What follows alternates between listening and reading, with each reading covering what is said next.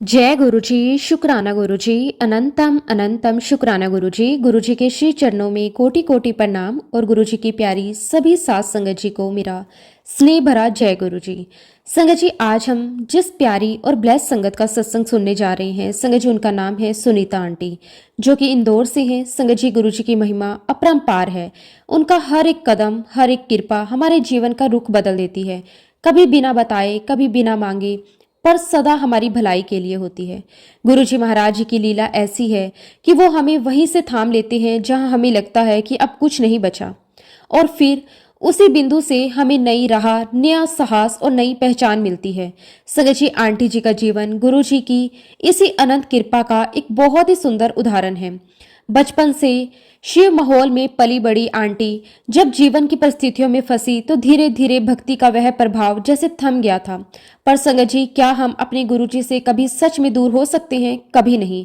जब समय आता है, गुरुजी अपने ढंग से हमें फिर से अपने चरणों में खींच लेते हैं। जिस तरह से गुरुजी ने आंटी जी के जीवन को एक नए अवसर, नई दिशा दी।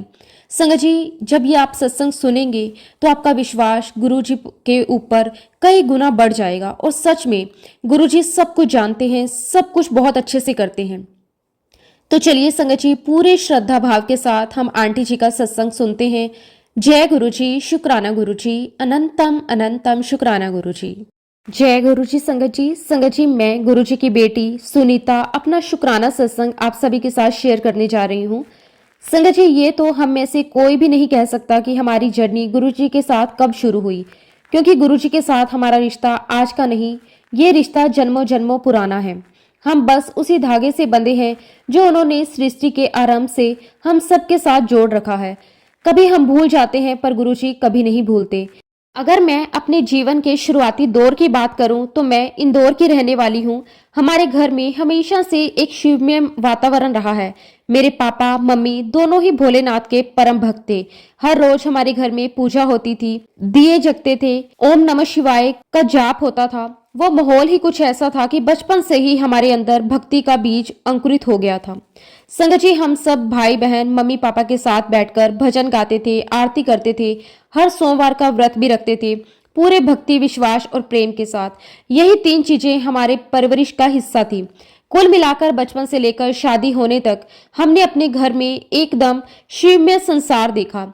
फिर संगत जी, समय आया जब मेरी शादी हो गई, और जैसे हर लड़की का जीवन बदलता है, मेरा भी बदल गया। मैं आपको ये बताना चाहती हूँ कि शादी से पहले ही मेरे मम्मी पापा दोनों ही गुरुजी महाराज जी के श्री चरणों में समा चुके थे। तो संगत जी, वो एक भावनात्मक खालीपन भी था। माँ बाप का साया सिर से उठ जाना, और फिर ससुराल का नया माहौल। मेरी शादी जिस परिवार में हुई वो आर्य समाजी परिवार था। वो मूर्ति पूजा में विश्वास नहीं रखते थे, और जैसा कि हम सब जानते हैं, एक लड़की को अपने ससुराल के कल्चर में ढलना ही पड़ता है।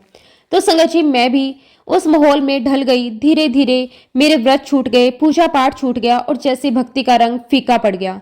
वो जो बचपन से शिव में ऊर्जा थी, वो कहीं पीछे छूट गई। शादी से पहले मैं रेलवे में नौकरी करती थी, एक गवर्नमेंट जॉब थी, सब कुछ बहुत व्यवस्थित था।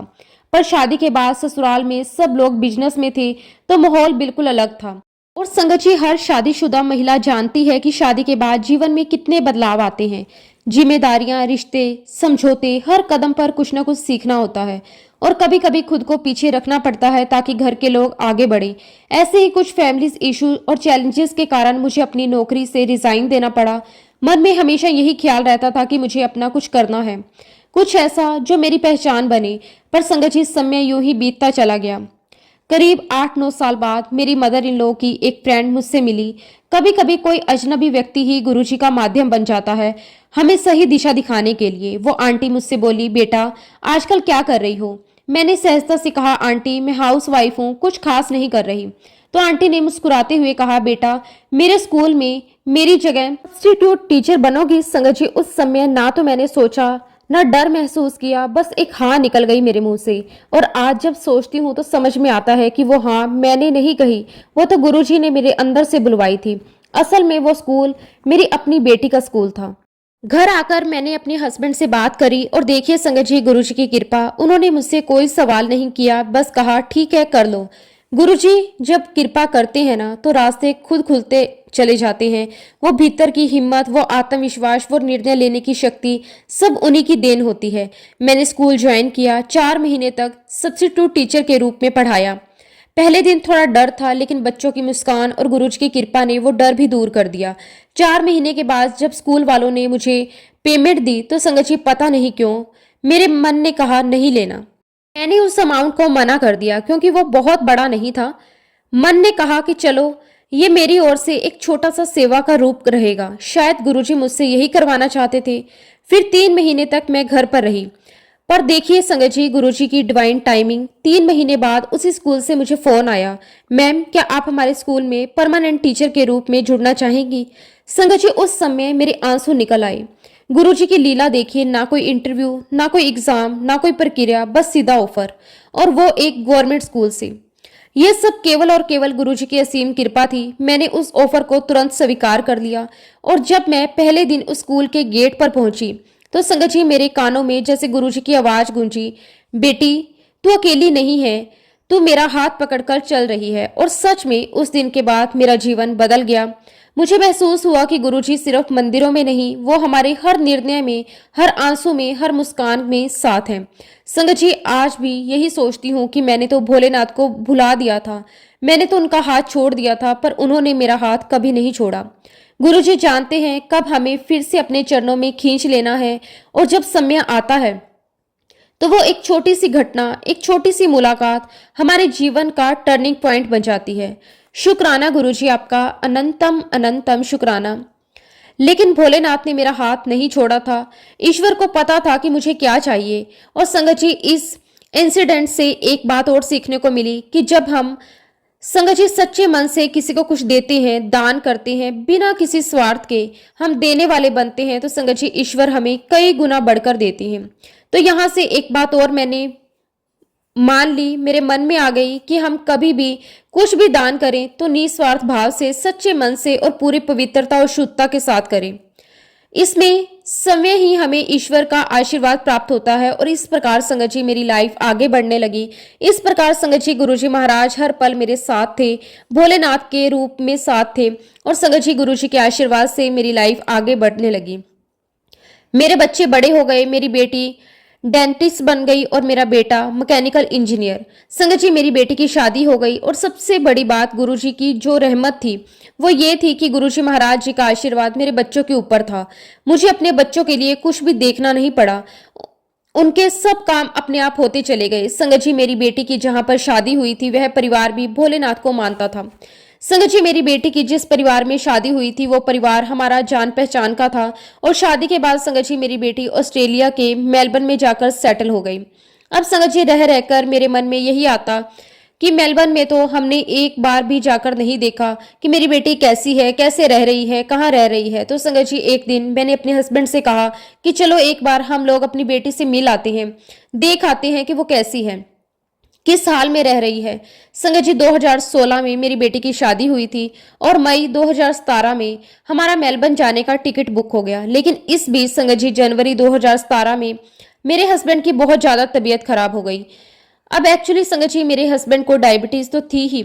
डायबिटीज के कारण संगत जी वह कई बार बीमार हो जाते थे। 2008 में भी संगत जी वह बहुत बीमार थे और जिसकी वजह से संगत जी उन्हें एंटीबायोटिक्स का बहुत हैवी डोज लेना पड़ा था। संगत जी हमें पता ही नहीं चला कि कब उस एंटीबायोटिक्स के हैवी डोज ने मेरे हस्बैंड की किडनी पर इफेक्ट कर दिया।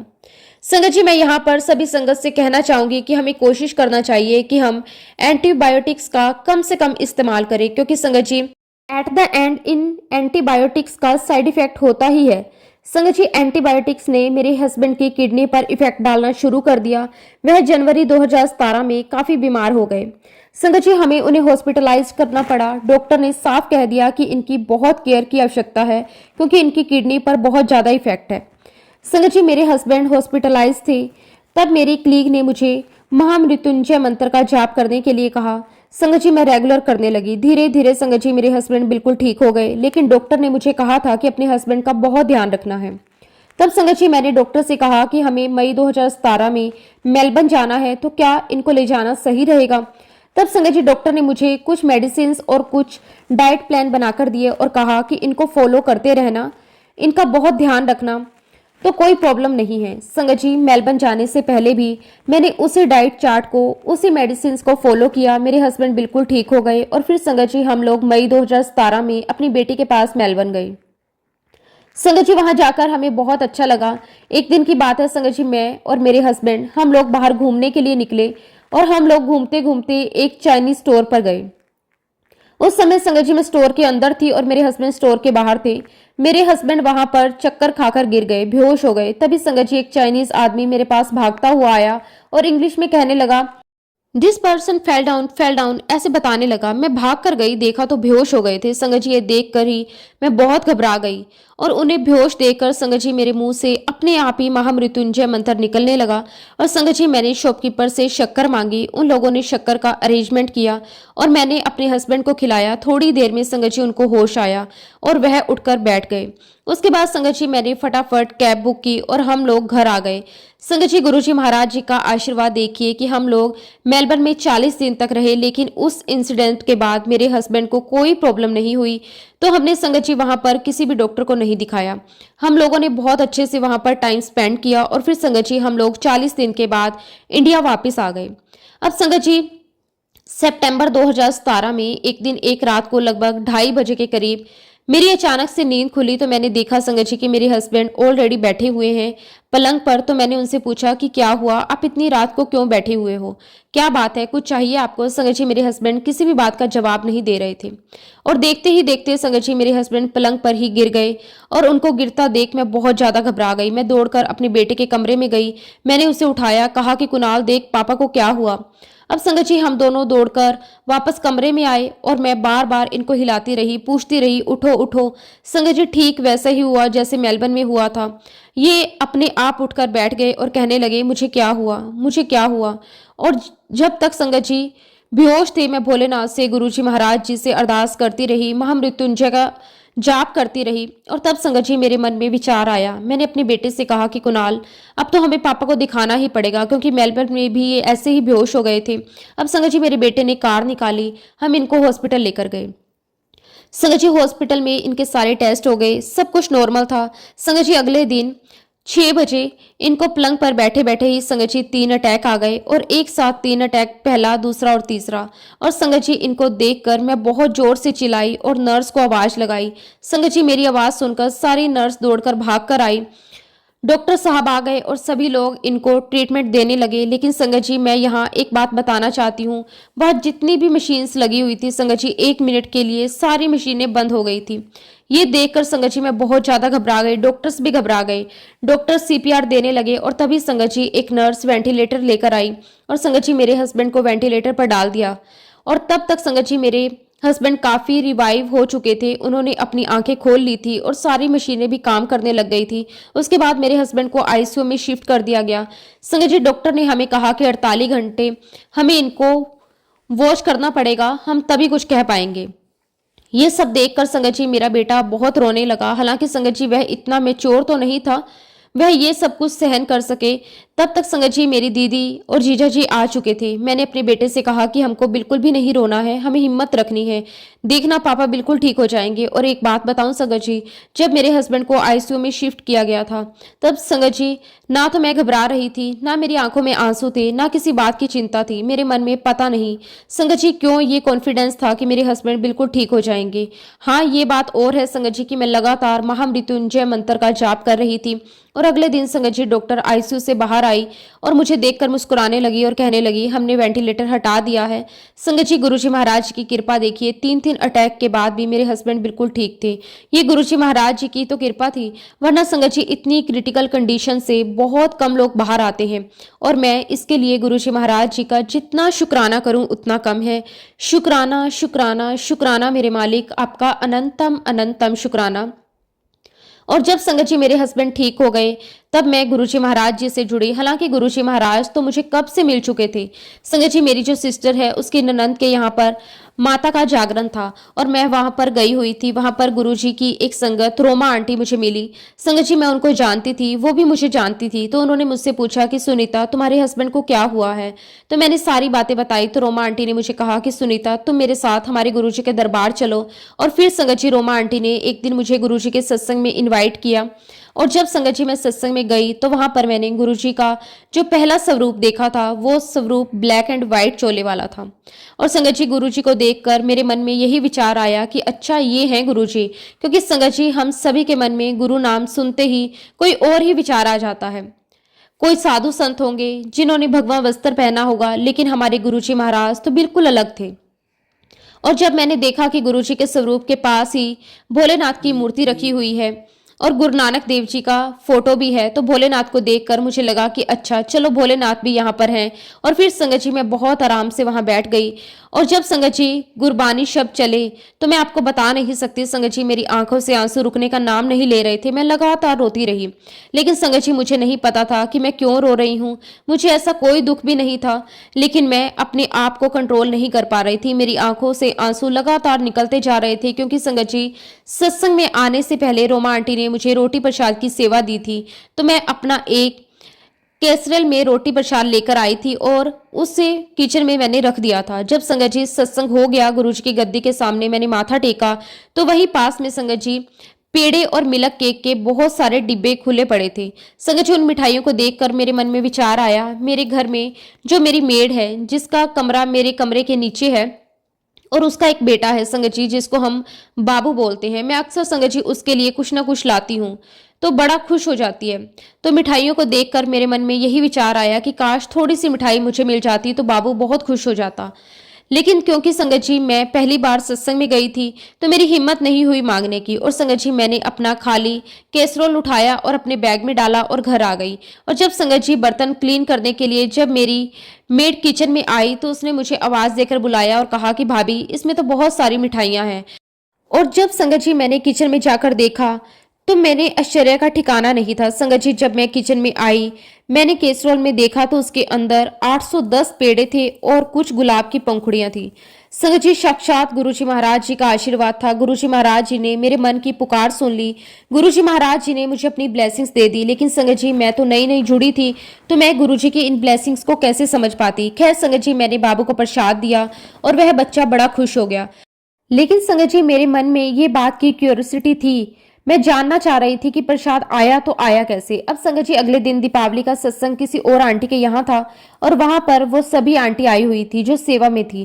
तो संगत जी जिनके यहाँ पर हम सत्संग में पहले गए थे, मैंने उन आंटी से पूछा कि आंटी क्या आपने उस बॉक्स में मिठाई रखी थी, प्रसाद रखा था? तो आंटी ने कहा कि नहीं मैंने तो नहीं रखा। उसके बाद संगत जी वहां पर जितने भी सेवादार आंटियां वहां थी मैंने सबसे पूछा, सबने मुझे मना कर दिया कि नहीं हमने कोई प्रसाद नहीं रखा। और तब संगत जी सभी संगत ने मुझे कहा कि आपको तो गुरुजी महाराज जी ने ब्लेस किया है, आपके भाव शुद्ध थे, आपको दिली तमन्ना थी कि गुरुजी का प्रसाद उस बच्चे को मिले। तो देखिए गुरुजी महाराज जी ने आपकी मनोकामना पूर्ण कर दी और ये गुरुजी महाराज जी की आपको ब्लेसिंग थी। और संगत जी जब सभी संगत मुझे कहने लगी तो मुझे बड़ी खुशी हुई और घर जाकर संगत जी वह प्रसाद मैंने सबको खिलाया, क्योंकि ये तो गुरुजी महाराज जी का डिवाइन प्रसाद था। शुक्राना मेरे मालिक, आपका अनंतम अनंतम शुक्राना कि आपने हमें इतनी प्यारी ब्लेसिंग्स दी। और जब संगत जी मेरे हस्बैंड को 3 अटैक आए थे, उसके बाद जब वह बिल्कुल ठीक हो गए, घर आ गए, तो संगत जी क्योंकि मेरे हस्बैंड की किडनी ऑलरेडी इफेक्टेड थी तो कुछ समय के बाद डॉक्टर ने हमें कहा कि आपके हस्बैंड को डायलिसिस करना पड़ेगा क्योंकि किडनी काम नहीं कर रही। संगत जी ये सुनकर तो मैं बहुत ज़्यादा घबरा गई, लेकिन हमें डिसीजन तो तुरंत ही लेना था। और फिर संगत जी 2017 से मेरे हस्बैंड का डायलिसिस शुरू हो गया। और जब गुरुजी महाराज हमारे जीवन में आए, संगत जी जब उन्होंने हमारा हाथ पकड़ा, तब मैं अपने हस्बैंड को भी गुरुजी के सत्संग में ले जाने लगी। आप बिलीव नहीं करेंगे संगत जी, सत्संग अटेंड करके, उनका लंगर प्रसाद खाकर, उनका जल प्रसाद पीकर मेरे हस्बैंड के अंदर क्या एनर्जी आई कि कोई उन्हें देखकर नहीं कह सकता था कि आज भी उनका डायलिसिस चलता है। लेकिन संगत जी मैं आप सभी को एक बात बताना चाहूंगी कि मैंने आज तक गुरुजी महाराज जी से ये कभी नहीं कहा कि गुरुजी मेरे हस्बैंड का डायलिसिस बंद कर दो, क्योंकि संगत जी जितना मैंने सत्संग में सुना है, जितना मैं समझ पाई हूँ, वो ये है कि हमें कुछ मांगना आता ही नहीं और हम जो भी मांगते हैं गुरुजी महाराज हमें शायद उससे कहीं ज्यादा देना चाहते हैं। इसलिए संगत जी मैंने गुरुजी महाराज जी से कभी नहीं कहा कि मेरे हस्बैंड का डायलिसिस बंद करो। मैं जानती हूँ गुरुजी महाराज हमारे कुछ कर्म ही कटवा रहे हैं। बस मैं गुरुजी महाराज जी से अरदास करती हूँ कि गुरुजी महाराज चाहे कितने भी दुख आए, कितने भी कष्ट आए, आप बेशक हमारे कर्म कटवाइए, लेकिन हमें उन दुखों को, उन तकलीफों को सहने की शक्ति भी आप ही देना। और वैसे भी संगत जी, गुरु जी महाराज कहा करते थे, अगर आपने इस जन्म में अपने कर्म नहीं कटवाए तो इन कर्मों को काटने के लिए आपको फिर अगले जन्म में आना ही पड़ेगा। तो मेरा यही मानना है संगत जी कि अगर हमारे कर्म ऐसे हैं तो हमें उन कर्मों को इसी जन्म में काट लेना चाहिए। अगर मेरे हस्बैंड अपने कर्म काट रहे हैं तो उनको इसी जन्म में काटने चाहिए, क्योंकि आज गुरुजी महाराज जी ने उन्हें बहुत अच्छा परिवार ब्लेस किया है, बहुत अच्छे बच्चे ब्लेस किए हैं जो हर पल उनके साथ हैं, हर पल उनकी सेवा में हाजिर हैं। और अगर मेरे हस्बैंड इन कर्मों को इस जन्म में नहीं काटेंगे तो क्या पता अगले जन्म में उन्हें कैसा परिवार मिले, कौन मिले, क्या उनके दुख में कोई साथ रहे ना रहे, उन्हें कितनी मुश्किल में इन कर्मों को काटना पड़े, ये कौन जानता है। इसीलिए संगत जी, मैं गुरुजी महाराज जी से तो बस यही प्रार्थना करती हूँ कि चाहे कितने भी आप हमें दुख दे दें, आप बेशक हमारे कर्म कटवाते रहिए, लेकिन हमें इतनी शक्ति दीजिए कि हमें पता ही ना चले कि वह समय कब निकल गया। संगत जी, जब से मेरे हस्बैंड बीमार हुए तब से उनकी देखभाल में मेरा बहुत समय जाता था और धीरे धीरे संगत जी मेरा बहुत वेट लॉस हो गया। और हर कोई मुझे देखकर यही कहता, आपको क्या हुआ है, आप इतने कमजोर क्यों हो गए। लेकिन संगत जी, जो गुरुजी महाराज हमें कहते हैं कि अपना दुखड़ा कभी किसी के सामने नहीं रोना चाहिए। संगत जी, मैंने कभी किसी को नहीं बताया कि मेरे हस्बैंड डायलिसिस पर हैं, क्योंकि संगत जी मुझे किसी से कोई संपत्ति नहीं चाहिए। मुझे पता था कि मेरे साथ मेरे गुरुजी महाराज हैं, वो सब कुछ देख लेंगे, मुझे उन्हीं की रजा में राजी रहना है। इस बीच में संगत जी मेरी हेल्थ बहुत ही डिग्रेड हो गई थी। जब संगत जी मैं गायनिक के पास गई तो उसने मेरे सारे टेस्ट किए। टेस्ट में संगत जी आया कि मेरे यूट्रस में सिस्ट है और डॉक्टर ने मुझे आकर बताया। और तब भी संगत जी मैं बिल्कुल नहीं घबराई, मैं लगातार गुरुजी महाराज जी का मंत्र जाप करती रही। हमेशा मेरे पास गुरुजी का स्वरूप होता था। तब तक मैं ये बात तो जान चुकी थी संगत जी की गुरुजी महाराज और भोलेनाथ दोनों एक ही हैं। तो फिर चाहे गुरुजी का मंत्र जाप करूं या फिर चाहे महामृत्युंजय का जाप करूं, दोनों एक ही हैं। और संगत जी, सारी रिपोर्ट्स देखने के बाद डॉक्टर ने मुझे कहा कि आपका यूट्रस रिमूव करना पड़ेगा। और तब संगत जी गुरुजी महाराज जी ने मुझे एक सूझी दी, क्यों ना मैं एक दूसरा ओपिनियन ले लूं। संगत जी, मैं अपनी सारी रिपोर्ट्स लेकर दूसरी गायनों के पास गई। उसने मेरी सारी रिपोर्ट्स देखी और कहा कि प्रॉब्लम तो है सिस्ट में, लेकिन हमें यूट्रस रिमूव करने की आवश्यकता नहीं है। सबसे पहले हम इस सिस्ट को बायोप्सी करवाएंगे। और फिर संगत जी मैंने अपने बेटे को बताया, एक छोटा सा ऑपरेशन है जिसमें मेरा सिस्ट निकाला जाएगा और उसकी बायोप्सी होगी। मुझे 1-2 दिन के लिए में डिस्चार्ज कर दिया जाएगा। और फिर संगत जी 2-3 दिन के बाद मेरा ऑपरेशन हुआ। मैंने डॉक्टर से साफ कह दिया था कि मैं अपने गुरुजी महाराज जी का स्वरूप नहीं हटाऊंगी। और संगत जी, ऑपरेशन थिएटर में जब तक मुझे होश रहा मैं गुरुजी महाराज जी का मंत्र जाप करती रही। संगत जी, मेरा ऑपरेशन हो गया, सिस्ट रिमूव कर दिया गया, सिस्ट को बायोप्सी के लिए भेज दिया गया। संगत जी, बायोप्सी की रिपोर्ट 2-3 दिन में आई। गुरुजी महाराज जी के आशीर्वाद से मेरी रिपोर्ट नॉर्मल आई, नेगेटिव आई। और संगत जी मैं बहुत खुश थी। मैंने गुरुजी का बहुत बहुत शुक्राना किया। संगत जी, डॉक्टर ने मुझे कहा कि आप 6 महीने के बाद फॉलोअप के लिए आना। और जब संगत जी मैं 6 मंथ के बाद फॉलोअप के लिए गई डॉक्टर के पास, उसने मेरा एग्जामिन किया, सारे टेस्ट हुए, तो संगत जी उसे बड़ा आश्चर्य हुआ। उसने मुझसे पूछा कि क्या आप मेरे अलावा किसी और डॉक्टर के पास जाते हो। तो मैंने उनसे कहा कि नहीं, मैं तो आप ही के पास आती हूँ और किसी डॉक्टर के पास मैं नहीं गई। तो मैंने पूछा कि आप ऐसा क्यों बोल रहे हो। तो संगत जी, डॉक्टर ने मुझे कहा कि आपकी जो रिपोर्ट्स हैं उसे देखकर ऐसा लग रहा है कि जैसे आपका सिस्ट कभी ताज़ा रिमूव किया गया है। आपकी यूट्रस की कंडीशन इतनी हेल्दी और इतनी अच्छी है, और मैंने अपने करियर में ऐसा केस नहीं देखा। डॉक्टर की बात सुनकर संगत जी मेरे मुंह से तुरंत ही निकला, शुक्राना गुरुजी, अनंतम शुक्राना। तो डॉक्टर ने मुझे पूछा, गुरुजी कौन है। तो संगत जी मैंने अपने गले में से गुरुजी का स्वरूप निकाल कर दिखाया और कहा कि डॉक्टर, ये है मेरे गुरुजी, मैं इन्हीं के पास जाती हूँ, यही मेरे असली डॉक्टर हैं, इन्हीं के आशीर्वाद से मैं ठीक हूँ। और उसके बाद संगत जी मेरी हेल्थ धीरे धीरे ठीक होने लगी। गुरुजी महाराज जी के साथ मैं और डीपली कनेक्ट होती चली गई और मैं रोज ही गुरुजी महाराज जी का सत्संग सुनने लगी। संगत जी, फिर थोड़े समय के बाद मेरे गले में एक सिस्ट जैसा दिखाई देने लगा। संगत जी, सब लोग मुझे टोकने लगे कि आपके गले में कुछ हो रहा है। संगत जी, मैं डॉक्टर के पास गई, डॉक्टर ने एग्जामिन किया, उसकी सोनोग्राफी हुई तो डॉक्टर ने कहा कि हाँ, सोनोग्राफी में कुछ आया तो है, एक सिस्ट दिखाई दे रही है, लेकिन अभी हम इसको कुछ भी नहीं करेंगे, आप 3 महीने के बाद फिर से आइए, हम फिर एक और सोनोग्राफी करेंगे। और संगत जी 3 महीने के बाद फिर जब मैं गई, और संगत जी उस समय मुझे डॉक्टर ने कहा कि हम इंजेक्शन के थ्रू इसको बाहर निकालेंगे थोड़ा सा और इसकी बायोप्सी के लिए भेजेंगे। और जब संगत जी बायोप्सी की रिपोर्ट आई तो रिपोर्ट नेगेटिव थी। मैंने गुरुजी महाराज जी का बहुत बहुत शुक्राना किया, लेकिन डॉक्टर ने मुझे कहा कि आपको 3 महीने के बाद फिर से आकर सोनोग्राफी करवानी होगी, फिर हम इसे रिमूव करेंगे। जब संगत जी मैं गुरुजी महाराज जी के स्वरूप के सामने खड़ी हुई, उनसे हाथ जोड़कर कहने लगी कि गुरुजी महाराज, अब मैं ऑपरेशन के लिए ना तो जाऊंगी, ना मैं बायोप्सी करवाऊंगी और ना ही मैं एलोपैथिक दवाई खाऊंगी। इस बीच में संगत जी मुझे किसी ने होम्योपैथिक डॉक्टर के बारे में बताया। संगत जी मैंने सारी दवाइयां खरीदी, गुरुजी के स्वरूप के सामने रखी और गुरुजी से हाथ जोड़कर कहने लगी कि गुरुजी, आप ही कहते हो ना कि डॉक्टर का काम डॉक्टर करेगा और मेरा काम मैं करूंगा।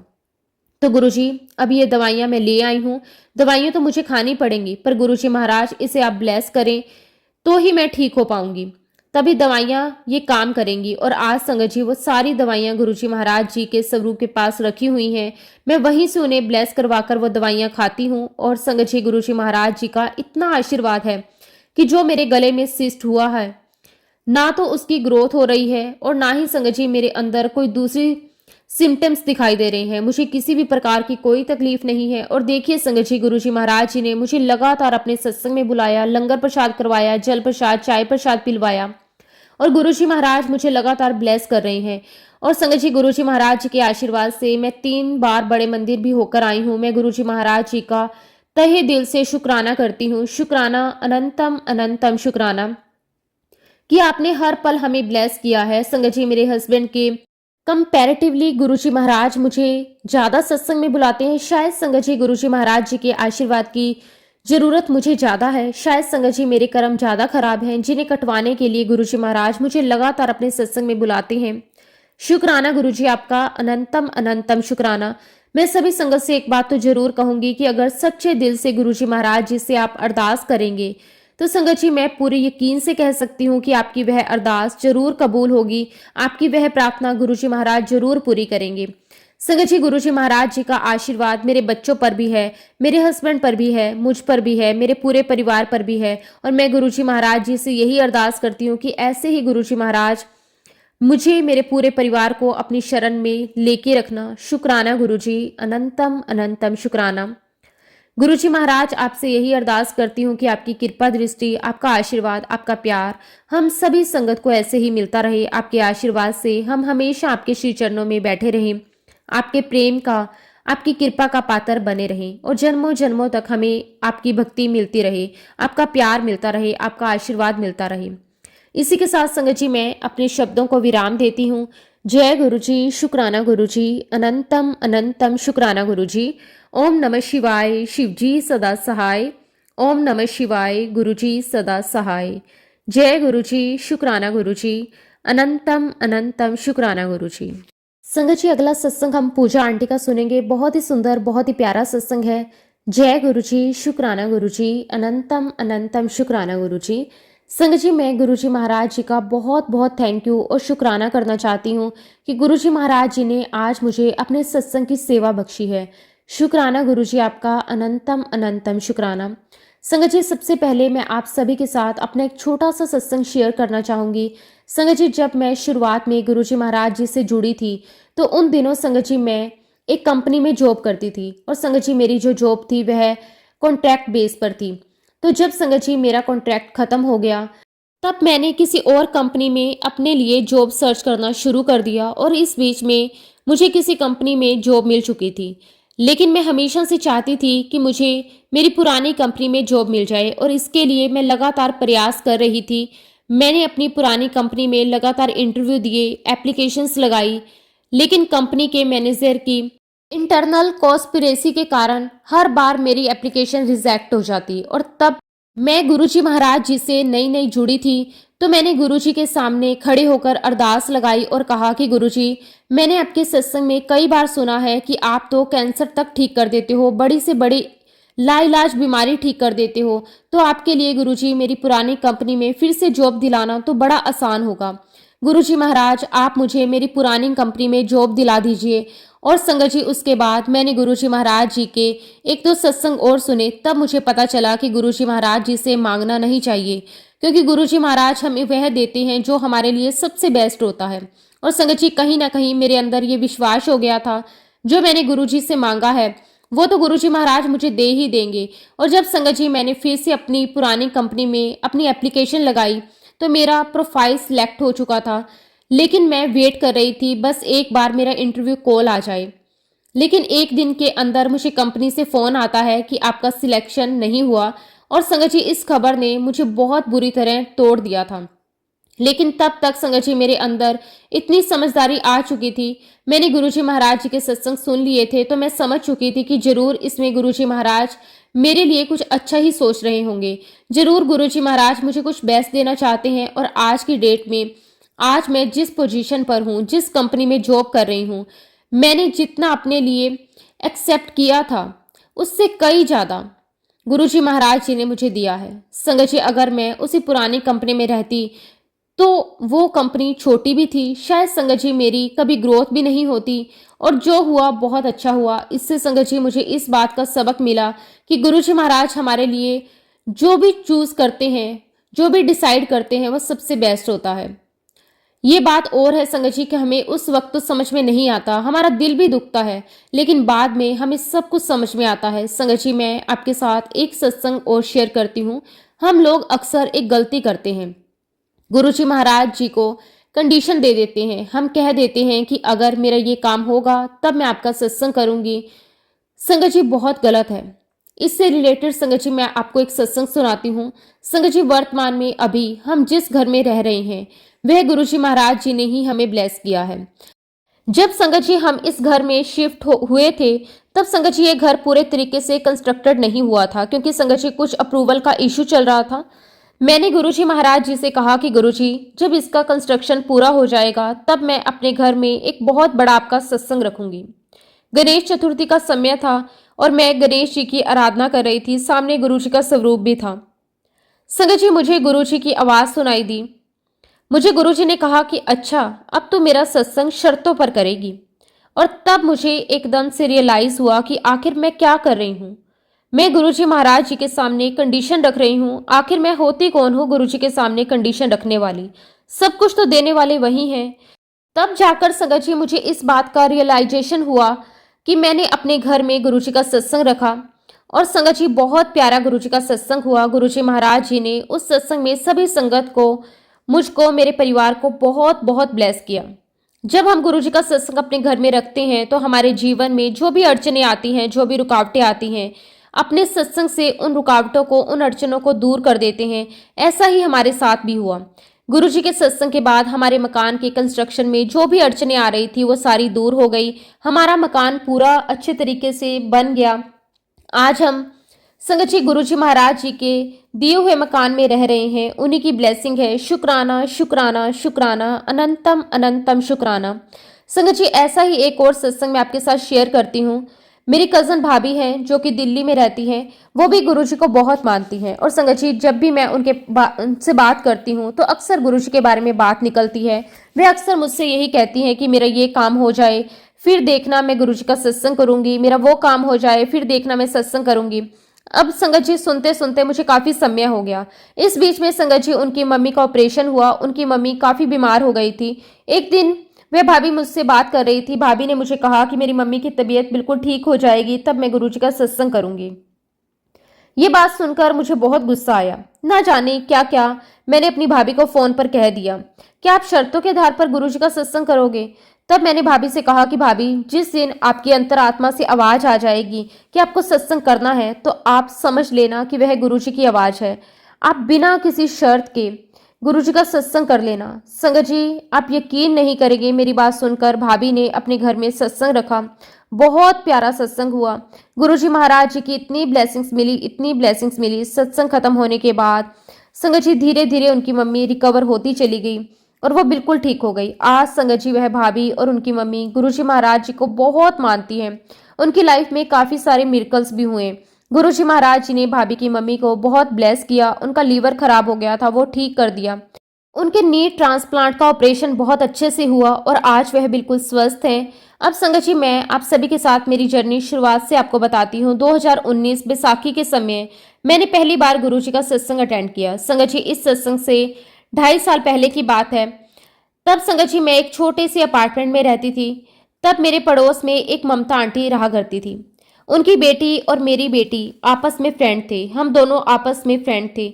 और तब संगत जी मैंने पहली बार गुरुजी का ब्लैक एंड व्हाइट चोले वाला स्वरूप है, उसे रॉक स्टार स्वरूप कहते हैं, वह मैंने ममता आंटी के घर पर देखा। संगत जी आंटी के घर में वह स्वरूप बहुत बड़ा लगा हुआ था। स्वरूप में संगत जी एक अलग ही अट्रैक्शन था। मैंने जितनी बार भी उसके यहाँ जाती, हर बार मेरा मन करता कि मैं अंदर कमरे में जाऊं, गुरुजी के स्वरूप के आगे माथा टेकूं। संगत जी एक दिन मैंने ममता आंटी से पूछा कि ममता, यह स्वरूप किनका है जिनकी तुम रोज पूजा करती हो? तब संगत जी ममता आंटी ने मुझे बताया कि मेरे गुरुजी महाराज हैं, इनका दिल्ली में छतरपुर में बड़ा मंदिर है। और संगत जी ममता आंटी ने मेरे साथ गुरुजी के बहुत सारी बातें भी शेयर की, उनकी महिमा के बारे में बताया, उनके सत्संग सुनाए।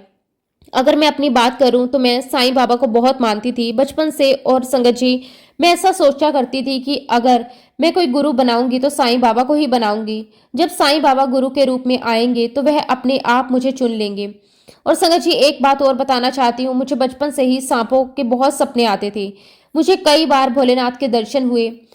जब मैं बहुत छोटी हुआ करती थी तब मैं भोलेनाथ से अपने मन की सारी बातें किया करती थी, उनसे बहुत बहुत प्यार करती थी। और संगत जी जैसे जैसे मैं बड़ी हुई, अपनी पढ़ाई में लग गई, हालांकि संगत जी मैं ज़्यादा रिचुअल्स को फॉलो नहीं करती, लेकिन समय के साथ साथ भोलेनाथ के प्रति मेरा प्यार और बढ़ता गया। मैं शिव जी के सावन के सोमवार के व्रत रखने लगी। एक दिन संगत जी मेरे जीजा जी मेरे लिए साईं बाबा का बहुत बड़ा स्वरूप लेकर आए। संगत जी धीरे धीरे मैं साईं बाबा की भक्ति में लीन हो गई। हालांकि संगत जी मेरे मम्मी पापा हमेशा से मानते थे कि अपने जीवन में हमें गुरु धारण करना चाहिए। तब तक संगत जी मैं यूएसए चली गई थी। ये बात संगत जी मेरे मन में आ चुकी थी कि मैं साईं बाबा के अलावा किसी को भी अपना गुरु नहीं मानूंगी। जब संगत जी मैं साईं बाबा की किताब पढ़ा करती थी जिसका नाम है साईं संत चरित्र, उसमें भी लिखा हुआ है कि अपने जीवन में गुरु को धारण करना चाहिए। फिर मैं सोचने लगी कि यहाँ यूएसए में मुझे कहाँ गुरु मिलेगा। मुझे तो ऐसा गुरु चाहिए था जो बिल्कुल साईं बाबा की तरह हो। जब संगत जी ममता आंटी ने मुझे गुरु जी के बारे में बताया, तब तक भी मेरे मन में यही बात थी कि मैं किसी और को गुरु नहीं बनाऊंगी। फिर एक दिन ममता आंटी ने अपने घर पर गुरु जी का सत्संग रखा, मुझे भी इनवाइट करा। मैं जाना भी चाहती थी, पर संगत जी पता नहीं क्यों मैं अपनी ईगो के कारण नहीं गई। मेरे जो गुरुजी होंगे वो तो साईं बाबा ही होंगे, लेकिन संगत जी ये गुरुजी महाराज जी का मुझे बुलावा था, क्योंकि गुरुजी महाराज जी को पता था मेरा बहुत माड़ा समय आने वाला है। गुरुजी महाराज मुझे ब्लेस करना चाह रहे थे, लेकिन संगत जी मैं उस सत्संग में नहीं जा पाई। और उसके बाद संगत जी वाकई में ही मेरी लाइफ में बहुत परेशानियां आई। पहले तो मेरी जॉब का कॉन्ट्रैक्ट खत्म हो गया, फिर मेरा वीजा कैंसिल हो गया, यहाँ तक कि मेरा वर्क परमिट भी खत्म हो गया, जिसकी वजह से मुझे पूरे 1 साल के लिए इंडिया जाकर रहना पड़ा। फिर भी संगत जी ऐसा नहीं था कि गुरुजी महाराज मुझे ब्लेस नहीं कर रहे थे। संगत जी साईं बाबा को मानती थी तो गुरुजी महाराज मुझे साईं बाबा के रूप में ब्लेस कर रहे थे, मुझे हर परेशानियों से धीरे धीरे निकाल रहे थे। अब संगत जी 2 साल के बाद मुझे जॉब तो मिल चुकी थी, लेकिन मन ही मन कहीं ना कहीं बिल्कुल भी सेटिस्फेक्शन नहीं था। मेरे मन में बहुत उथल पुथल मची हुई थी। उसके कई सारे कारण थे। एक कारण तो संगत जी यही था कि मैं अपनी पुरानी जॉब करना चाहती थी, और दूसरा संगत जी कि मेरे आसपास का माहौल, बहुत सारी ऐसी चीजें चल रही थी जो मुझे बहुत ही अपसेट कर रही थी।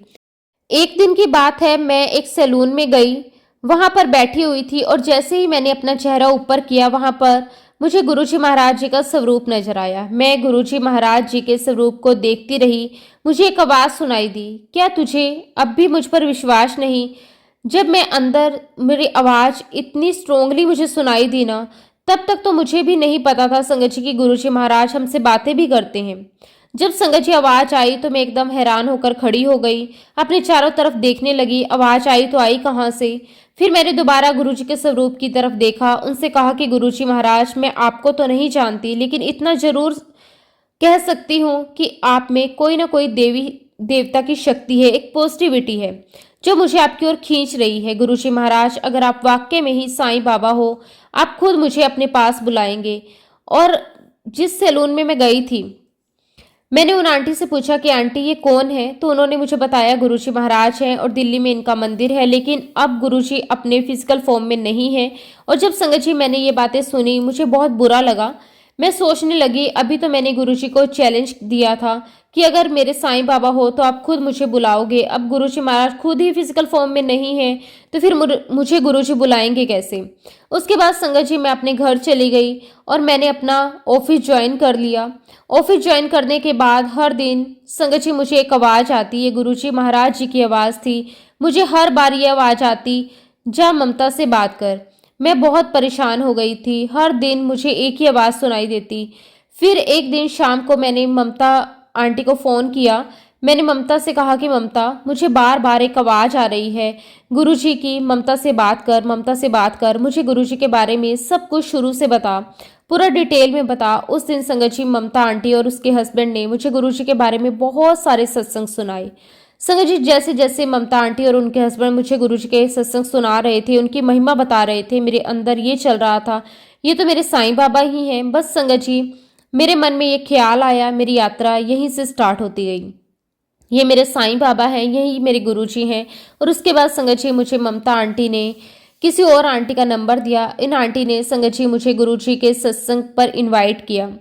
जो पहला सत्संग मैंने गुरुजी का अटेंड किया था वो विसाखी का सत्संग था। अब चूंकि संगत जी पंजाबी फैमिली को बिलोंग नहीं करती हूँ तो विसाखी की इम्पोर्टेंस क्या है वो मुझे नहीं पता था। बस मुझे इतना पता था कि विसाखी एक अच्छा त्यौहार है और मुझे वहाँ पर गुरुजी महाराज जी का सत्संग अटेंड करने जाना है। लेकिन संगत जी सत्संग पर जाने से पहले मुझे ममता आंटी ने 3 बातें बोली। उन्होंने पहली बात बोली कि जब भी तुम गुरुजी महाराज जी के दरबार में जाओ, सत्संग में जाओ, तो सबसे पहले अपने जूते चप्पल जब बाहर खोलो तो अपना दिमाग भी बाहर खोल देना, अपने सारे विचार बाहर छोड़कर जाना। दूसरा संगत जी उन्होंने मुझे कहा कि जब दरबार में आप बैठो तो आपके सामने जल प्रसाद, चाय प्रसाद, लंगर प्रसाद आएगा, आपको उसे पूरा फिनिश करना है, आपको वो पूरा खाना है क्योंकि वो आपकी मेडिसिन है।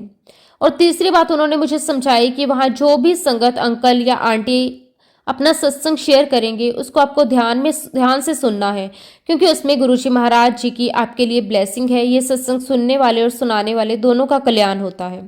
और संगत जी आंटी ने मुझे ये भी कहा कि सत्संग में कुछ भी लेकर नहीं जाना। मैंने अपने घर पर अपने हस्बैंड को बताया। और संगत जी देखिए, गुरुजी महाराज जी का बुलावा आता है ना तो सारी रुकावटें अपने आप दूर हो जाती हैं। संगत जी मेरी बात सुनकर मेरे हस्बैंड ने भी मुझे नहीं रोका और मैंने अपने घर पर सारा काम फिनिश किया और अपने ड्राइवर के साथ निकल गई। मेरे मन में विचार आया, और जब हम इंडिया में थे तो मैं साईं बाबा के यहाँ पर जब जाती थी तो फ्लावर्स लेकर जाती थी, तो मैं यहाँ पर फ्लावर्स लेकर ही जाऊंगी। संगत जी मैंने फूलों का गुलदस्ता खरीदा। जब मैंने उनको लिया, मैं कार में बैठी तो संगत जी मैं मन ही मन अपने आप से बातें कर रही थी कि इन फूलों में तो बिल्कुल भी खुशबू नहीं है। जब हम इंडिया से जाते थे ना तो फूल चढ़ाते थे साईं बाबा को तो इतनी महक होती थी, कितनी खुशबू होती थी, लेकिन इन फ्लावर्स में कोई खुशबू नहीं है। खैर संगत जी मैं टाइम पर वहां पहुंच गई जहां पर सत्संग होने वाला था। जैसे ही संगत जी मैंने अपनी कार को पार्क किया पार्किंग एरिया में, आप बिलीव नहीं करेंगे संगत जी मेरी पूरी कार से एक फ्रेगनेंस आने लगी। संगत जी मुझे समझ नहीं आया वो खुशबू कहाँ से आ रही है, क्योंकि संगत जी थोड़ी देर पहले जब मैंने फ्लावर्स लिए थे तो उसमें कोई खुशबू नहीं थी, लेकिन अब संगत जी मेरी पूरी कार महक रही थी। संगत जी वो खुशबू इतनी ज़्यादा स्ट्रॉन्ग थी, मुझे ऐसा लग रहा था कि वह मेरी सांसों के अंदर तक घुल रही है। खैर संगत जी उसके बाद मैं दरबार में गई, गुरुजी के शब्द गुरबानी चल रही थी। मुझे बहुत अच्छा लगा, बहुत सुकून मिला, बहुत शांति मिली। ऐसा लगा संगत जी कि मैं यही तो चाहती थी, इसी शांति और इसी सुकून को तो मैं चाहती थी मेरी लाइफ में। और उसके बाद मैं अपने घर आ गई और देखिए संगत जी गुरुजी महाराज जी की ब्लेसिंग। उसी रात को मुझे गुरुजी का ड्रीम आया। मैंने सपने में देखा मेरे सामने साईं बाबा बैठे हैं, पीछे गुरुजी महाराज बैठे हैं और साइड में शिवजी भगवान बैठे हैं। संगत जी साईं बाबा और गुरुजी महाराज मेरी तरफ देखकर मुस्कुरा रहे हैं। संगत जी इस ड्रीम के दर्शन से मुझे यही समझ में आया, साईं बाबा, गुरुजी महाराज, भोलेनाथ सब एक ही हैं। उसके बाद संगत जी गुरुजी महाराज जी ने मुझे एक ड्रीम दर्शन और दिए। उस सपने में मैंने देखा कि बहुत तेज बारिश हो रही है। तभी संगत जी मुझे आसमान में एक गुरुद्वारा नजर आया। गुरुद्वारे में मैंने देखा कि किताबें रखी हुई हैं उस किताब के ऊपर संगत जी मुझे बारी बारी से सारे गुरुजी नजर आ रहे थे। जैसे ही मैं वहां पर अपना माथा टेकती हूँ, अपना सिर उठाती हूँ, तो सामने गुरुजी महाराज हैं।